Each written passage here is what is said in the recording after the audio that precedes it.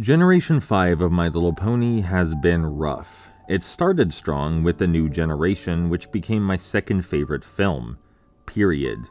I loved its social commentary, its loving considerations toward unity, and I wanted more.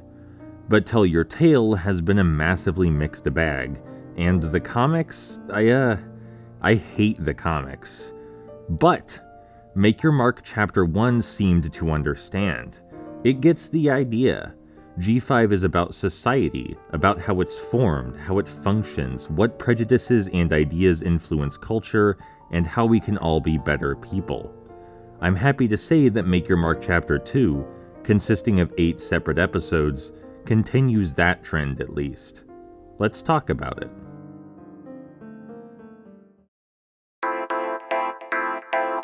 The first episode of Make Your Mark Chapter 2, titled Izzy Does It, is about creativity.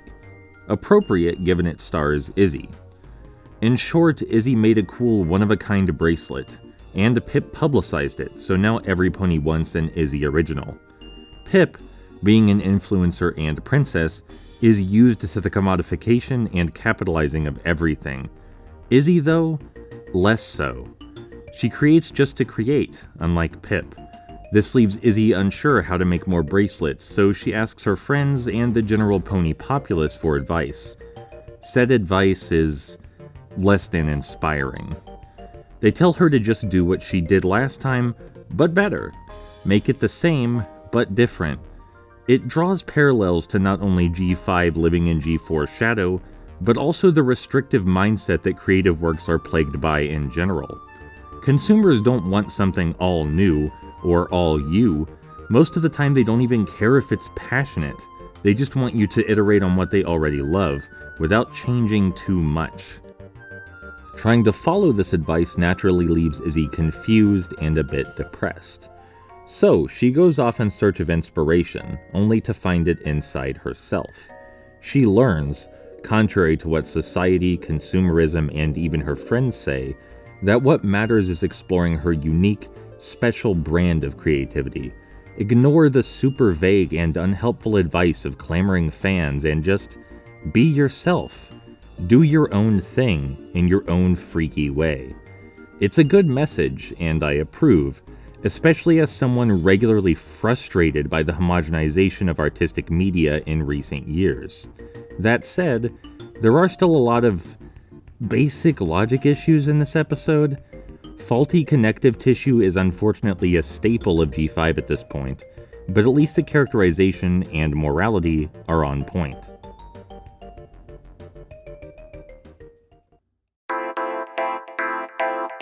In episode 2, titled Growing Pains, Hitch is still nervous about magic and the change it brings to Maritime Bay. He feels like it's his responsibility to protect every pony, to bring order and magic? Magic is unpredictable and weird, and it's putting ponies in danger.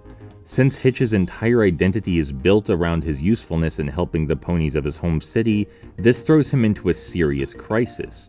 He doesn't know anything about magic, and that's scary. He doesn't have all the answers like he used to. He feels like he can't be the sheriff they need anymore. Hitch sees danger where Sunny only sees potential. In his desperation, Hitch tries to stifle magical expression, but that ends up making things worse. With no real outlet for the magic, it starts to run wild regardless, and poses a much more palpable threat.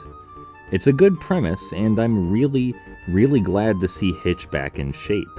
They brought back the skeptical, caring, proud sheriff that I know and love.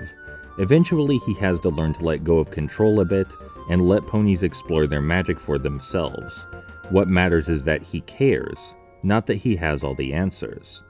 The resolution comes a bit too fast, and it's lacking the punch that it should carry as a result, but from a characterization perspective, this episode is phenomenal, and I'm glad we still get meaningful morals and thoughtful conflicts like this.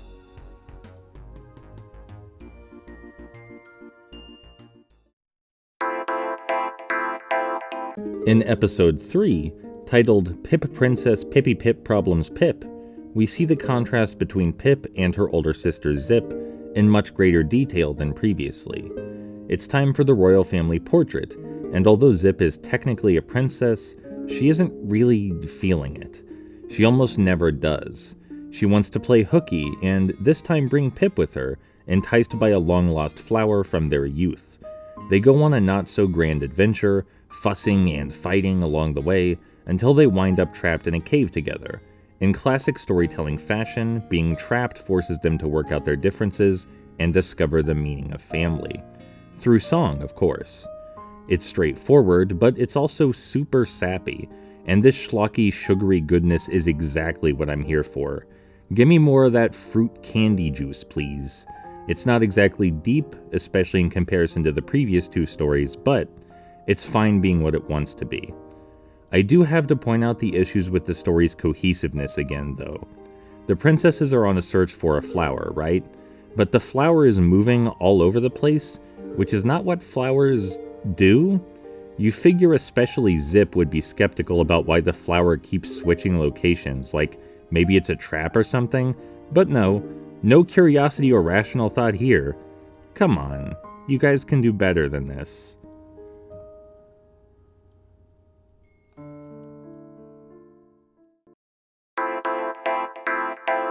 Episode 4, titled AliConned, is about Sunny coming to grips with her new AliConned status, what it means for her, and a bunch of other stuff. The episode starts with Sunny excitedly talking about healthy alternatives to junk food, the possibility of creating a community garden, and all these plans to make ponies happier and healthier. The problem is, well, you can't really tell people they can't have French fries. They won't listen. However, they do suddenly start paying a lot more attention when her AliConned powers activate unexpectedly.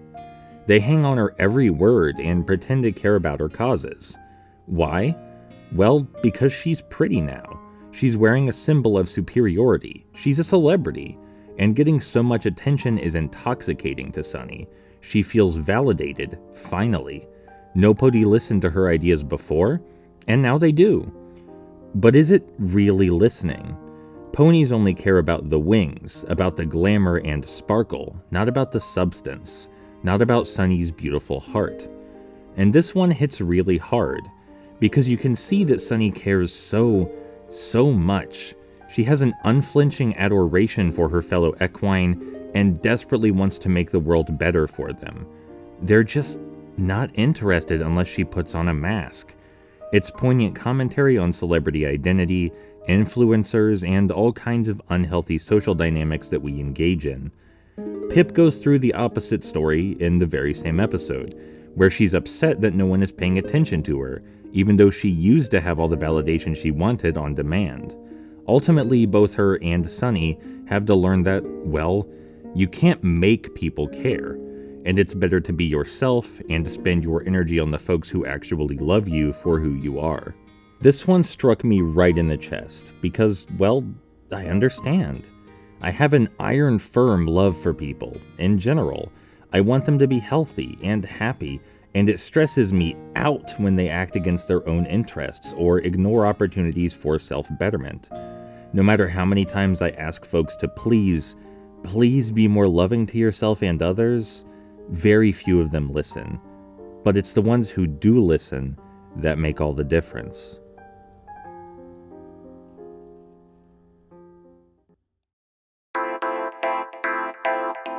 Episode 5, titled Cutie Mixup, features Sunny and Izzy tackling their feelings of self-importance and self-value, particularly as it pertains to the jobs they perform for the folks of Maritime Bay.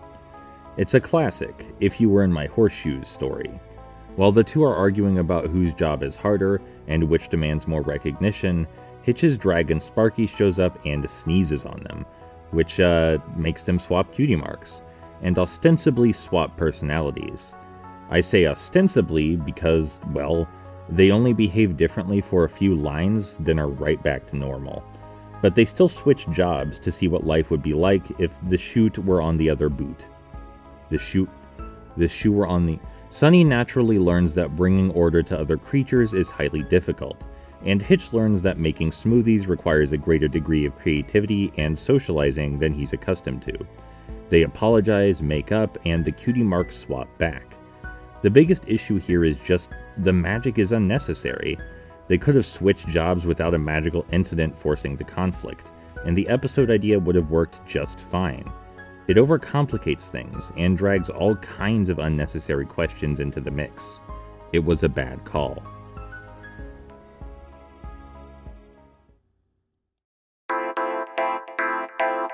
Now we're going to talk about, well, episodes 6 through 8 all at once. So, I've avoided mentioning it, but there's this evil AliConned, see? Her name's Opaline. She wants to steal Equestria's magic, and she has this minion named Misty. Misty isn't evil per se, but she does have a bad role model, given her only friend is Opaline. Misty is tasked with infiltrating the Crystal Bright House as an undercover agent and stealing Sunny's lantern. Izzy, being the optimistic and friendly soul she is, eagerly invites Misty in, unknowingly allowing an enemy into their home. And everything after that point is just all bad? We get a big lore dump during Misty's sleepover at the Bright House, which tries to explain the creation of the Unity Crystals. It's the most character-assassinating, fan-fiction-y garbage. It paints the fate of Equestria, Equestria's magic, and Twilight in a highly negative light, unintentionally to boot. G4 is constantly infecting G5 with its stank. G5 is never allowed to just be its own thing. It always feels beholden to friendship as magic, and I hate that. Anyway, Misty tries to steal the lantern, which for some reason has magical properties. That's never explained, who put them there, and the main five go on a wacky hunt to find it. They successfully find it, so Misty fails, except now Opaline has changed her mind and wants Misty to kidnap Hitch's dragon Sparky. And then they go on a completely separate hunt to find Sparky after Sparky is kidnapped. And both times, ponies make the most obnoxiously irrational decisions, constantly get in each other's way, and partake in massive leaps of logic. Why? So they can learn the same lesson they already learned countless times before. Again, how many times can you possibly use the moral, work together and clearly communicate your intentions? This is a show about unity. They're best friends. They should already be working together. All of that barely scratches the surface of how embarrassingly messy the final 3 episodes are. I have so many notes here. Whenever G5 tries to get serious or have an overarching story, it just falls apart. Mostly because it insists on having connections to G4 at every turn. I loved the first 4 episodes, but the back half left me seriously cold and disappointed. I love the characters, and I love what the show says about society, self-expression, and unity. I don't love how nothing makes sense.